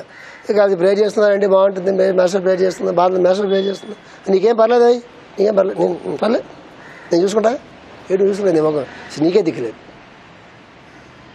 ఇలాంటి ఓవర్ యాక్షన్స్ ఇటు చేయట్లేదు అని అనిపిస్తే ఆయనకి కర్మ ప్రక్షాళనను ఆయనకి అనిపిస్తున్నాడు ఎప్పుడోకప్పుడు. అనిపించినప్పుడు ఆయనకి ఏమనిపిస్తుంది, అప్పుడు అనిపించినప్పుడు స్లోగా చేద్దామా ఫాస్ట్గా చేద్దామా, అంతే కదా. ఇప్పుడు చిన్నపిల్లలకి ఆవకాయ పెట్టాం కదా, మేము పెద్దగా ఆవకాయ వేస్తాం. సో మనం కూడా సాధనలో చిన్నపిల్లలుగా ఉన్నామా, మధ్య వయసు అనుకోండి, అదేనా మధ్య వయసుకి వచ్చామా, లేకపోతే 50-60 దాటామా, సాధనలో 80 దాటామా లెక్క ఉంటుంది. అది ఇప్పుడే మొదలెట్టామా ఓం నమ శివాయ అని ఉంటుంది. ఓం నమ శివాయ నాడికి మొదలుపెట్టేవాడికి ఇప్పుడే కర్మ ప్రక్షాళన అది చచ్చుకుంటాడు, వీడు ప్రక్షాళన అయిపోద్ది కదా. ఆడ చేయరాళ్ళు ఏ స్పీడ్లో చేయాలనేటటువంటిది లెక్క ఉంటుంది. అదే మరి గంగని ఈశ్వరుడు తనలోకి దించుకుని అప్పుడు భూమి మీదకి వదులుతాడు. గురువు పాత్ర అంత పెద్ద పాత్ర ఉంటుంది. Let me receive the influx of they ప్లెంటీగా ప్రాణం చేసి ఢామ దిగింది అనుకోండి, మళ్ళీ ఒక రోజు ఇన్వికేషన్ చేస్తుంటే ఈ బుర్ర పగిలి ఊరుకుంటుంది, ఇక్కడే ప్రక్షాళన అయిపోతుంది. గురువు ఏం చేస్తాడు, ఆ గంగానదిని గంగాదేవిని ఎలాగైతే తెచ్చుకుని ఈశ్వరుడు తపస్సు చేసింది ఎవరు, భగీరథుడు. ఆవిడ వచ్చేస్తుంది, బాబు వచ్చేస్తుంది బాబు, నేను తట్టుకోలేదు. ఈశ్వరుడిని మొరబెట్టుకుంటే ఆయన జట్రా చూడటం అంతా ఇలా పెట్టి ఆవిడ వస్తుంటే ఆవిడని పట్టుకుని బంధించి ఇక్కడ కాసేపు ఆగు తల చూద్దాం అని చెప్పి ఒక చిన్న పాయ వదిలాడు భూమి మీదకి. అది మన గురువు మనకు చేస్తాడు. Please let me receive the influx of the plenty of ప్రాణ ఇంటూ మై సిస్టమ్ అంటే మన భగీరథుడిలాగా ఆ మహాప్రాణాన్ని దింపుకుందామని మనం ప్రయత్నం చేస్తుంటే అవి వస్తుంటే మధ్యలో ఆయన అడ్డుకుని అంతా వీడికి వదిలే పోతాడు అనవసరంగా వీడని చెప్పి మనకు ఎంత కావాలో అంతా మన గురువు మనకు పంపిస్తాడు. అట్లాంటి ప్రాసెస్లో చాలా పద్ధతులు ఉంటాయి. ఈ పద్ధతులు మీ ఎవ్వరికీ రాకూడదని చెప్పి నేను సంకల్పం చేస్తూ చెప్తున్నా. ఆ పద్ధతుల్లో ఒక్కొక్కసారి విపరీతమైన అలజడులు వస్తాయి, విపరీతమైన అనారోగ్యం వస్తుంది, విపరీతమైనటువంటి బాధలు వస్తాయి, చాలా జరుగుతాయి ఆ ప్రాసెస్లో. అవన్నీ మనకి ఎందుకు చెప్పండి? రామకృష్ణ ఏదో ప్రేయర్ చేసుకుంటూ ఏదో చక్కగా ఉదయం ఇడ్లీ తిని ఇడ్లీ వచ్చేసిందండి, ఆ తిని హ్యాపీగా ఉండేటువంటి వాళ్ళకి అదంటే పోతుంది. కానీ ఆ గోలంతా మనకి ఎందుకు? వస్తాయి వాళ్ళకి, వస్తాయి, ఖచ్చితంగా వస్తాయి వాళ్ళకి. మాస్టర్ గారు ఏం చేస్తారండి, ఈకే గారు, ఇలాంటి ప్రాసెస్లో తట్టుకోవడానికి కావాల్సినటువంటి మొట్టమొదట శారీరకమైనటువంటి బలం కావాలి మొట్టమొదట. రెండవది ప్రాణశక్తి చాలా బలంగా ఉండాలి. మూడవది నాడీ మండలం చాలా బలంగా ఉండాలి. నాలుగవది మనసు బాగా దృఢంగా ఉండాలి. ఎవరికైనా ఉంటుంది, ఎవరికంటుంది? ఈ 4 సైమల్టేనియస్గా బలంగా ఉంటే మాత్రమే పైనుంచి దిగి వచ్చేదానికి తట్టుకోవడానికి కావాల్సినటువంటి మన శరీరానికి, మన మనస్సుకి, మన నాడీ మండలానికి, మన ప్రాణశక్తికి ప్రిపేర్నెస్ వస్తుంది. అది వస్తేనే దిగి వస్తుంది. లేకపోతే ఎంతవరకు వస్తుంది? ఎంతవరకు మనం ప్రిపేర్డ్గా ఉన్నాం అంతవరకే వస్తుంది. కొన్ని చోట్ల శరీరం ఓపెన్ అయిపోయి ఉంటుంది కొంతమందికి. వాళ్ళు బై బర్త్ వాళ్ళ ప్లాంటరీ పొజిషన్స్ వాళ్ళు కానీ, మరొకదాని వాళ్ళు కానీ, వాళ్ళ పూర్వజన్మలో వాళ్ళు చేసినటువంటి ధ్యాన తాలూకు యోగం తాలూకు స్థితులను బట్టి కొంతమందికి లోపల ఉండేటువంటి ఏవైతే ఉంటాయో అవి కొన్ని ఓపెన్ అయి ఉంటాయి. ఓపెన్ అయి ఉంటే అది రావడం చాలా ఈజీ. వాళ్ళు శారీరకంగా వాళ్ళు నాడీ మండల పరంగా కానీ, భౌతిక శారీరక పరంగా కానీ, మానసికంగా వాళ్ళు స్టబర్న్, వాళ్ళు స్ట్రాంగ్గా లేకపోతే వాళ్ళు చాలా రేపు మాస్టర్ గురువు ఏం చేస్తారంటే ఆ ఫ్యాకల్టీ కట్ చేసేస్తాడు, ఆ రిసీవింగ్ పోలు ఆపేస్తాడు. వరదలో మనం అడ్డకట్టలు ఏమండి, వరద చేస్తున్నా ఏం చేస్తాం?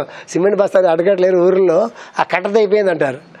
కట్టత అయిపోతే గబగబా ఈ సిమెంట్ బస్తాలు పట్టుకెళ్ళి, ఇసుక బస్తాలు, సిమెంట్ బస్తాలు తీసుకెళ్ళేసి ఆ కట్టల మీద అలా కొన్ని వందల వేలు పేర్చేస్తారు. ఎందుకంటే సిమెంట్ దానికి రాగానే అది గడిగడిపోతుంది, గడిగడిపోయి అలా బిగుసిపోతుంది. ఇసుక బస్తాల్లోంచి నీరు అలా ఉడిపోతుంది, అంతే పడేస్తారు వాళ్ళు. అలాంటి కట్టలు గురువు వేస్తారు, అలాంటి పనులు గురువు చాలా చేస్తారు. ఈకే గారు ఏం చేశారంటే ఇట్లాంటి ఇబ్బందులు రాకుండా, ఈ సాధనలో ఇలాంటి ఇబ్బందులు రాకుండా ఉండడం గురించి, వస్తే మనం తట్టుకోలేం కాబట్టి ఈ ప్రాసెస్ అంతా ఆయన ఏం చేశారు తెలుసా? కర్మాచరణలోకి మార్చారు. ప్రేయర్ చేసుకోవటం, ఏదో పూజ చేసుకోవటం, సాత్వికమైన ఆహారం తీసుకోవటం, 10 మందితో మంచిగా మాట్లాడటం, పుస్తకాలు చదువుకోవటం, అటు వింటాం. క్రమంగా మన గ్రాడ్యువల్గా యాటిట్యూడ్లో మార్పులు తెచ్చుకుంటూ పోవటం, ఆహార విహారాల్లో మార్పులు తెచ్చుకుంటూ పోవటం, మనకుండే స్నేహాల్లో వీటిలో మార్పులు తెచ్చుకుంటూ పోవటం, రోజు మొత్తం మీద ఎవరితో ఎక్కువ మంది తిరుగుతున్నాం అనే దాంట్లో మార్పులు తెచ్చుకుంటూ పోవటం, రోజు మొత్తం మీద ఆ సమయాన్ని ఎట్లాగా ఉపయోగించుకుంటున్నాం అంటే మన జీవితానికి, మన ఊర్ధ్వగతికి సంబంధించిన దాని మీద ఎక్కువ కాలం జీవితం చేసుకుని మిగతా పనులు టకటక ఎంత వేగంగా వాటిని పూర్తి చేసుకుంటున్నాం. ఆ పనులు మానరు, ఆ పనులు చేసే విధానం మారుతుంది, ఆ పనుల మీద పెట్టేటటువంటి ఇంట్రెస్ట్ మారుతుంది, ఆ పనులు చేసే పనుల మీద మనం ఖర్చు పెట్టే టైం మారుతుంది. ఆ టైం అంతా పెట్టుకుని మిగతా టైం అంతా కూడా ఏదైతే మన జీవితానికి నిజంగా ఉపయోగపడుతుందో ఉందే దాని మీదకి పెంచుకుంటూ పోతుంటే ఆ చేంజ్ జరుగుతుంది. అట్లాంటి మార్గాన్ని మాస్టర్ గారు మనకి భౌతిక శరీరంలో, భౌతిక ప్రపంచంలో మిగతా వాళ్ళతో కలిసే మనం ఉంటున్నాం, సమాజంతో కలిసే మనం ఉంటున్నాం, కష్టకాలతో మనం కలిసే ఉంటున్నాం, బంధువులతో మనం కలిసే ఉంటున్నాం. అవేవి ఎగ్గొట్టకుండా ఆ ప్రవృత్తి మార్గంలో ఉంటూ కూడా, అవన్నీ చేసుకుంటూ కూడా క్రమంగా నివృత్తి మార్గంలోకి ఈ జీవి ఎలా ప్రయాణించాలో అనేదాన్ని ఈకే గారు ఆయన జీవించి మనకి ప్రత్యక్షంగా చూపించే విజువల్ అన్నమాట. అంటే పుస్తకాల్లో చదువుకుంటే మనకు తెలియదు, అట్లాగే ఆయన జీవించి చూపించి ఒక రోల్ మోడల్గా మనకుండి మనకు ఒక బ్రహ్మాస్త్రలాగా మనకి ఏమి చెల్లిపోయారైనా మాస్టర్ సి గారి తాలూకు ప్రేయర్ ఇచ్చేశారు. ఆయన మిగతా ఇంకో పాశుపతాస్త్రంలాగో దేనిలాగో ఆయన తాలూకు మొత్తం జ్ఞానం అంతా ఇచ్చారు. అంటే ఒక వశిష్ఠ మహర్షిని మనకి ఇచ్చినట్టు, ఒక భరద్వాజ మహర్షిని మనకి ఇచ్చినట్టు, ఒక శ్రీకృష్ణుని మన జీవితంలో ఆయన పట్టుకొచ్చినట్టు, లేకపోతే ఒక రాముడిని మన జీవితంలో పట్టుకొచ్చినట్టు, లేకపోతే ఒక స్కూలు, ఒక రామాలయం, ఒక డిస్పెన్సరీ, యజ్ఞాలు, క్లాసులు ఎవడ కుదురుతాయండి ఇవన్నీ? ఎంత మచిలీపట్నం బ్యాచ్ ఎంత అదృష్టం చేసుకోకపోతే ఇవన్నీ ఒక చోట ఉంటాయండి. ఎంత విద్యాలయం, వైద్యాలయం, దేవాలయం ఎక్కడున్నాయండి అసలు జగదూరుపేటలో? అసలు కుదురుతుందా అసలు? అలాంటి కాంబినేషన్ కుదురుతుందా? చల్ల గాలి, పెద్ద స్థలం. కాదే కొడసారి చెప్పినట్టు నేను దొరికే మీకు. అది ఏ కృష్ణస్వామి లేకపోతే ఏ భాస్కర్ పిల్లలు దొరికితే వాళ్ళు చాలా చక్కగా మంచి ప్రసాదాలు అవి ఇవి తిట్లు అవి లేకుండా ఎవరిని వాళ్ళు ఏదో అంటారు కదా, ఇలా పొడవకుండా చక్కగా చాలా సాత్వికంగా హ్యాపీగా వెళ్ళేది. ఏం చేస్తాం మరి? మాకు మీకు మీతో నాకున్న కరంబంధం, లేదా నాతో మీకున్న కరంబంధం, దాన్ని మనం ఏం చేయలేము. మరి అక్కడ కూడా సార్ అకౌంట్ అలా సాగాల్సిందే, అది మనం ఏం చేయలేం. ఎప్పుడో వస్తుంది బ్రేక్. ఎవడో వస్తాడు, మళ్ళీ ఉద్ధరించడానికి, మీ అందరిని ఉద్ధరించడానికి ఎవడో వస్తాడని ఏదో చేస్తాడని ఎదురు చూడబోకమా అని ఒక మంచి పాట ఉంది. భూమి కోసం ఏదో సినిమా అనుకుంటుంది, అది మంచి పాట ఉంది. ఎవరో వస్తారని ఏదో చేస్తారని ఎదురు చూడబోకమని ఒక పాట ఉంది. ఎదురు చూస్తూనే ఉంటాం. From the Avatar synthesis who is to come let his energy పో డౌన్ ఇన్ ఆల్ కింగ్డమ్స్. దానికోసం మేము అందరూ ప్రార్థన చేయాలి. మచిలీపట్నానికి ఒక మంచి గురువుని పంపించండి మాస్టర్ గారు అని ప్రార్థన చేయాలి. ఏదైనా మన చేతిలో బ్రహ్మాస్త్రం ఉంది. ఇది అశ్వత్థామలాగా మనం ఆ పరీక్షని చంపడానికి ఉపయోగించట్లేదు, అశ్వత్థామలాగా మనం ఉపయోగించట్లే. ఆ బ్రహ్మాస్త్రాన్ని ఎందుకు ఉపయోగిస్తున్నాం? అర్జునుడిలాగా వాడు నాశనం కోసం ఉపయోగిస్తే అదే బ్రహ్మాస్త్రం అర్జునుడు, అదే బ్రహ్మాస్త్రం అశ్వత్థామ పాండవులు లేకుండా నాశనం చేద్దామని ఉపయోగిస్తే మళ్ళా పరిస్థితులు అంటే రక్షించడం కోసం ఉపయోగించాడు. మళ్ళీ ఆ అస్త్రం పనిచేయకుండా దానికి విరుగుడుగా అర్జునుడు ఉపయోగించాడు. మన చేతిలో ఉన్న బ్రహ్మాస్త్రం మనకి మాస్టర్ సివి గారి తాలూకు ప్రేయర్. ఏ తండ్రి అంటే ముఖేష్ అంబానీ కూడా మొన్న నేను చూసొచ్చా వాడి బిల్డింగ్ ఎలా ఉంటుందో అని. బాంబే వెళ్ళి మామూలుగానే ఉంది పైకి, అలా ఉండాలి. నేను అద్భుతంగా ఉంటుందేమో పైకి, ఎన్నో అంతస్తులది, ఎన్నో వేల కోట్లు ఎన్నో పెట్టి కట్టాడు వాడు. వాళ్ళ ఆవిడ గిఫ్ట్ ఇచ్చాడు. ఏది లక్కీగా మన ఇక్కడ భార్యాభర్త వచ్చి వాళ్ళు తక్కువ ఉంటారు, ఇక్కడ మనం బతికిపోయాం. భార్య కూడా ఇంటికి వెళ్ళి ముఖేష్ అంబానీ అంత గిఫ్ట్ ఇచ్చాడు కదా, మాకు 2 అంతస్తులు మేడ కూడా ఎవరైనా అడిగి చచ్చిపోతాం మనం. వాడు వాళ్ళ భార్య నీతో మరి గిఫ్ట్ ఇచ్చాడు. చూశాను పైకి చాలా నార్మల్గా ఉంది. పై కారు వెళ్ళిపోద్ది. ప్రతి ఫ్లోర్లో స్విమ్మింగ్ పూల్స్ ఉంటాయి. 700 800 ఎన్నో వేల రూములు. అక్కడ 700 మంది సర్వెంట్ మేట్స్. అక్కడ దానికి 700 సర్వెంట్ మేట్స్. ఆ బిల్డింగ్కి ఎలా ఉంటుందో అని చూడడానికి వెళ్ళా. పైనుంచి లోపుకి వెళ్తారు, కాలేరు కొడతారు రోడ్డు మీద నుంచి. చాలా నార్మల్గా ఉంది పైకి. That should be the attitude. Over action ఉండకూడదా. వాడి లోపల ఎంత ఉన్నా పైకి చాలా నాన్న. ముందు జమ్ చెట్టుని చూసారా? అక్కడ ఎందుకు పెట్టింది తెలుసా జమ్ చెట్టు? మీకు చెప్పండి ఎందుకు పెట్టాను. ఆ జమ్ చెట్టు కథ చెప్పండి ఎవరైనా సరదాగా ఒక్కొక్క నిమిషంలో చెప్పండి. టిఫిన్ వచ్చేసింది చెప్పుకోమా. పుస్తకాలు చదువుతావు కదా. జమ్మి చెట్టు కథ ఏంటి చెప్పు. అదే గొడవ చెప్పేస్తా రెడీగా ఉన్నారు ఆయన. అందరికీ తెలిసిందే కదా. జమ్మి చెట్టు మీద పాండవులందరూ వాళ్ళ అస్త్రాలు పెట్టుకున్నారు, తెలిసిందే కదా. అది మీకు చెప్పడం భయపడుతున్నా, అందరూ తెలిసిందే. జమ్మి చెట్టు మీద విరాట పర్వంలోకి వెళ్తూ విరాట గోవులోకి వెళ్తూ పాండవులందరూ కూడా జమ్మి చెట్టు మీద అస్త్రాలన్నీ పెట్టుకున్నారు. అది ఒక పాండవులకు తప్పిస్తే ఇక ఎవరు చూసినా కూడా అది ఒక శవంలా కనిపిస్తుంది. ఎవరినా అటుపక్కలు ఏమో దూరంగా వెళ్ళిపోతారు. అటుపక్కల శవం ఉందిరా అని తీస్తే రాదు కదా. అది పాండవుల అస్త్రాలు మామూలు శవం కాదు కదా. అటుపక్క ఎవరు పోరు. శవంలా కనిపిస్తుంది. కానీ జమ్మి చెట్టు మీద చూస్తే మాత్రం శవంలా కనిపిస్తుంది. కానీ అక్కడ అస్త్రాలన్నీ ఉంటాయి, పెట్టి వెళ్తారు. జమ్మి చెట్టు మీద ఉండే దేవత ఎవరు? జమ్మి చెట్టు ఏ దేవతకి సన్నని చెప్పబోకండి, సన్నని మొక్కుతారు చెప్పబోకండి. అది ఎవరు? దుర్గాదేవి. దుర్గా అంటే అర్థమైంది తెలుసా మీకు? దుర్గా అంటే దుర్గము అంటే అడ్డంకులు జీవితంలో. దుర్గము అంటే అడ్డంకులు. దుర్గాదేవి అంటే ఏంటంటే జీవితంలో మనకి ఏవైతే అడ్డంకులు ఉన్నాయో, అడ్డంకులు ఆర్థికంగా కానివ్వండి, సామాజిక పరంగా కానివ్వండి, కుటుంబ పరంగా కానివ్వండి, ఆరోగ్య పరంగా కానివ్వండి, ఆధ్యాత్మిక పరంగా కానివ్వండి, యోగ పరంగా కానివ్వండి, ఏమన్నా అనండి, ఎక్కడైతే మన పురోభివృద్ధికి దుర్గం ఏర్పడుతుందో దాని నుంచి ఆ దుర్గం నుంచి మనల్ని కాపాడి అడ్డు నుంచి మనల్ని కాపాడి అవతలకి తీసుకెళ్లేటటువంటి ఆవిడ్ని దుర్గాదేవి అంటారు. దుర్గాదేవిని ప్రార్థన చేస్తే మన తాలూకు అడ్డుల నుంచి తొలగించే విఘ్నేశ్వరుడు కూడా చేతులు ఎత్తేసి, ఆయనే కదా మొట్టమొదటి విఘ్నాలను తప్పించేది ఆయనే కదా, ఆయనే కూడా చేతులు ఎత్తేసి మా బాబోయ్ నిన్ను నేనే చేయలేను రా బాబు నమస్కారం అనే స్టేజ్లో నెక్స్ట్ ఎవరిని ప్రార్థించాలా? దుర్గాదేవిని ప్రార్థించాలా. దుర్గాల నుంచి వాడు మనల్ని దాటిస్తుంది. దుర్గత రక్షణ అంటే దుర్గాదేవి దుర్గాల నుంచి మనల్ని కాపాడుతుంది అనేటటువంటి దాని సాంప్రదాయం. అది మన గేట్లో పెట్టాం. ఎందుకు?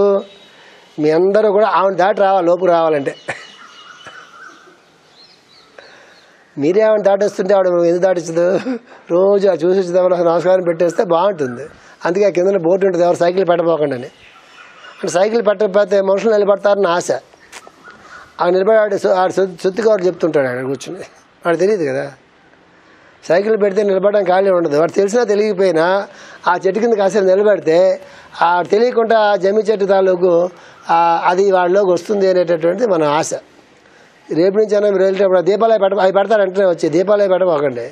ఆ చెట్టు దాకా కొంతకాలం పై చెట్టు ఉండదు.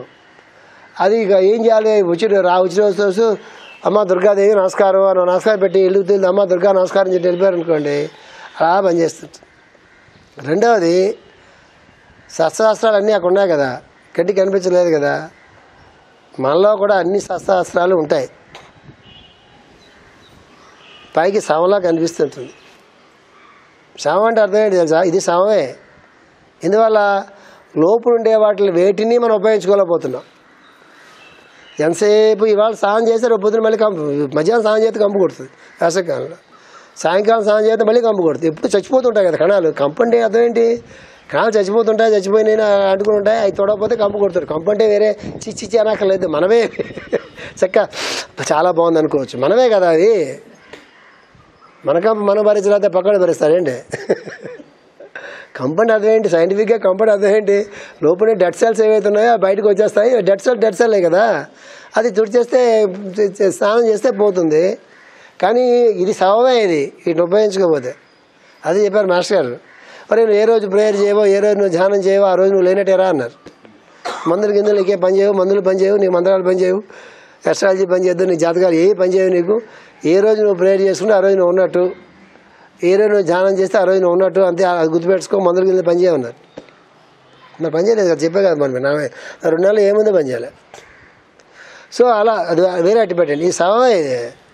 ఈ శవాన్ని ప్రతిరోజు మనం ఏం చేయాలంటే, ఇది పూర్తిగా కట్ల మీద కలిపే శవం కాదు ఇది. ప్రతిరోజు దానికి ఈ లోపున ఆ నేననే ప్రజ్ఞని మేల్కొలుపుతూ ఉండాలి. అది శరీరం ద్వారా పనిచేస్తుండాలి. అందుకే మేషారు సత్కర్మ అని పెట్టారు. ఈ లోపు ఉండేది చేతుల ద్వారా పనిచేస్తూ ఉండాలి, లోపు ఉండేది నోటి ద్వారా పనిచేస్తుండాలి, లోపు ఉండేది కంటి ద్వారా పనిచేస్తుండాలి, లోపు ఉండేది చెవి ద్వారా పనిచేస్తుండాలి. మంచి మాటలు వింటూ ఉండాలి లోపు ఉండేది చెవి ద్వారా. లోపు ఉండేవాడు మన ద్వారా మంచి మాటలుగా పైకి రావాలి, లోపు ఉండేవాడు మన ద్వారా మంచి చూపుగా బయటకు రావాలి, లోపు ఉండేవాడు మన ఆరాలాగా మంచి సాన్నిధ్యం ఇవ్వాలి, లోపు ఉండేవాడు మన సంకల్పంలోంచి ఆయన రావాలి వీటి ద్వారా. ఉల్టా చేయాలి దాన్ని, ఆయన వీటి ద్వారా రావాలి. అంటే ఏంటి? శరణాగతి ఒకటే మార్గం అక్కడ. ఆయన తప్పకేమీ లేదు. ఆయనే ఈ మొత్తం అంతా అనే భావన ఉన్నటువంటి వాడికి మాత్రమే లైఫ్లో కొద్ది కొద్దిగా దండుతుంది. నేను ఒక రోజులో వచ్చేయాలని చెప్పట్లేదు, కానీ యాటిట్యూడ్లో చేంజ్ రావాలి. మనలో ఆయన ఉన్నాడు కాదు, మనలో ఆయన ఉంటే ఏమొస్తుంది? మన ఆయన కూడా గుడి కడతాం, గుడి కట్టి విగ్రహం పెడతాం మేషాలు పెట్టినట్టుగా, లేకపోతే ఆరతలు ఇస్తాం. మనలో ఉంటే అదే గతే ఆయనకి. 4 గట్టిగా విగ్రహాలు ఎత్తుకెళ్ళిపోకుండా కూడా గట్టిగా ఇలా పెట్టి ఆయన బంధించి పెడతాం శుభ్రంగా. ఝాన్సీ అయితే ఇలా కళ్ళలో ఇప్పుడు కూడా హారతి ఇచ్చి మానేసి ఉంటుంది. ఇప్పుడు రాముడు కళ్ళలో పెట్టి హారతి ఇస్తుంది, ఇలా ఇస్తుంది కళ్ళు పెట్టి. ఆయన ఒకసారి చెప్పాడు, ఆ ఝాన్సీని మానమని చెప్పబోయా బాబు, నా కళ్ళు మండిపోతున్నాయి, ఆడికి మహాభక్తి అని చెప్పేసి. ఆయన కళ్ళు మండిపోతే ఆయన చెప్పడా బాబు, ఆయన ఈ మధ్య మానేసినట్టుంది. అక్కడ చేస్తాం. మనలో ఆయన మనలో ఉన్నాడు అని, మన గుడిలో ఉన్నాడు అని కూడా అదే చేస్తాం, పిచ్చిపల్లని చేస్తాం. ఆయనలో మనం ఉన్నామంటే మనం చేస్తామా? మంట మనకు ఎత్తదు, మంట మనకు ఎక్కదు. ఆయనలో మనం ఉన్నామని అనుకుంటే మీ ముందు మీలో ఎన్నాడు నగురు మీ ముందు కళ్ళ ముందు పెడితే మీరు హారతి భరిస్తారా? అమ్మ నువ్వే దుర్గాదేవి అని చెప్పి మీ కళ్ళ ముందు తిప్పాను అనుకోండి, ఆ చీర పెట్టండి కానీ కళ్ళ ముందు తిప్పొద్దని చెప్తారు మీరు. అంటే అసలు ఆ భావంలోనే తేడా ఉంది. అసలు ఎందుకు మనుషులు యోగంలోకి ముందుకెళ్ళరు, ఎందుకు ఆధ్యాత్మికంగా ముందుకెళ్ళరు అంటే అసలు ఆ భావంలోనే తేడా ఉంది. చేసే పని చేసే విధానంలోనే తేడా ఉంది, ఆలోచన విధానంలోనే తేడా ఉంది. అది చెప్తా. అది అట్లాంటి టీచింగ్ అంతా మాస్టర్ గారు మనకి ఇచ్చారు. మొత్తం కొట్టు శంకరావు నిండా, పతంజలి నిండా, మందరాక్షిప్తుడు నిండా, భాగవతం నిండా. అక్కడ దాకా ఎందుకు చిన్న పుస్తకం ఉంటుంది కొనుక్కోండి, ఉపదేశాన్ని ఉన్న పుస్తకం ఉంటుంది, చిన్న పుస్తకం ఉపదేశవాణి. 50 పేజీలు 60 పేజీలు అంతా ఉంటుంది. అది ఆ రోజుకి ఒక పేజీ చదవండి. ఉపదేశవాణిలో రోజుకి ఒక పేజీ కదా నెంబర్ చదవండి. 1 2 3 4 ఉంటాయి అనుకుంటాను. అద్భుతంగా ఉంటుంది. సో మాస్టర్ గారు మేకాల్డే ఈరోజే మాస్టర్ గారు మనకి మొట్టమొదటిసారి ఉపదేశం ఇచ్చారని చెప్తారు మాస్టర్ శ్రీజీ గారు. అది ఎవరన్నా గుర్తుపెట్టుకుంటే నాకు ఎంత మండుతుందో. ఎందుకు? ప్రతిరోజు గురువు మనకు ఉపదేశం ఇవ్వాలి, ప్రతి ప్రేయరు మనకి మేకాళ్ళేనే అవ్వాలి. గుర్తుపెట్టుకోండి ఎప్పుడు కూడా. అది యాటిట్యూడ్ డెవలప్ చేయాలి. మేకాళ్ళే ప్రత్యేకంగా మన పండగలాగా చేసుకుంటాం, అందరూ చేసుకుంటారు కాబట్టి అది కరెక్ట్ కాదు. ప్రతిరోజు మేకాళ్ళే నాడు మొట్టమొదటి ఉపదేశం మాస్టర్ ఎట్లా చేశారో అట్లా ప్రతిరోజు మనం 6 గంటల ప్రేయర్ మొదటంగానే మాస్టర్ గారు ఫస్ట్ ప్రేయర్ మేకాళ్ళే నాడు ఇచ్చారు, May 29th ఇచ్చారు ఫస్ట్ ప్రేయర్ అని అన్నారే. ఆ ఫస్ట్ ఆయన ఎంత సంకల్పం తెచ్చుంటారు. ఆయన మొత్తం ఆయన తాలూకు మొత్తం ఎనర్జీలన్నీ ఫస్ట్ ప్రేయర్ కదా. తర్వాత సర్లే వీళ్ళకి చాలే అనిపించవచ్చు, మొట్టమొదటి అలా అనిపించదు కదా. మొత్తం పట్టుకొచ్చి ఏదో మొత్తం భూగోళం అంతా పంచాలని సంకల్పం కదా. ఆ భావన ప్రతిరోజు ప్రేయర్ మొదలుపెట్టేట్టు ఉండాలి. ఈరోజు మాస్టర్ గారు నాకు ప్రేయర్ ఇనిషియేషన్ ఇస్తున్నారు. ఆయన ఇస్తున్నారు, మనం చేయట్లే ప్రేయర్. ఆయన చేయాలి ప్రేయర్. మళ్ళీ కూర్చోగానే ఈరోజు మాస్టర్ గారు నాకు ఇనిషియేషన్ ఇస్తున్నారు. మాస్టర్ గారు నాలో కూర్చొని ప్రేయర్ చేస్తున్నారు. ఓం మనం కాదు, ఆయన చేయాలి ఓం. మీరు అలా కూర్చుని ఇంకా అండే అంటే అండే మనం అంటూ ఉంటే ఆయన అంటూ ఉంటాడు. ఆయన లెక్కది. మనం చేయడం మొదలు పెడితే ఆయన కూడా వచ్చి మనతో పాటు చేయగలుగుతారు. మంచి సంకల్పాలు మనం చేయడం మొదలు పెడితే ఆయన కూడా మంచి సంకల్పంగా మళ్ళీ దిగొస్తారు. మంచి మాటలు మనం మాట్లాడడం మొదలు పెడితే మన ద్వారా మంచి మాటలుగా ఆయన మాట్లాడడం మొదలెడతారు. మంచిగా మనం చూడడం నేర్చుకుంటే మన ద్వారా ఆయన చూడడం మొదలెడతారు. ముందు మనం స్టార్ట్ చేయాలి, ఆయన మనలోంచి దిగొచ్చి మాట్లాడడం మొదలు పెడతారు. ప్రేయర్గా ఆయన కూర్చొని ఆయన పేరు ఆయనే చేసుకుంటారు. అదొక పద్ధతి. అదొక పద్ధతి ఉంది, మీకు తెలియదు. అది ఆ టెక్నిక్ కాదు. అది క్రమంగా మనకు అభ్యాసం కావాలి. సో మాస్టర్ గారు పుట్టినరోజు పూట ఈ శుభ్రంగా అది చక్కగా విభూది అయింది చాలా కాలం తర్వాత. అందువల్ల చక్కగా వచ్చి చేయి కాల్చుకోకుండా, కాలితే నా పూజ లేదు, ఇలా పట్టుకుని ప్రసాద్ చేయమాకండి, విభూది లాగేది కాబట్టి చక్కగా విభూది పెట్టుకుని అది కాలుతుంది. ఎక్కడ పట్టుకుని కొంచెం పెట్టుకుని వెళ్ళిపోండి. రైట్.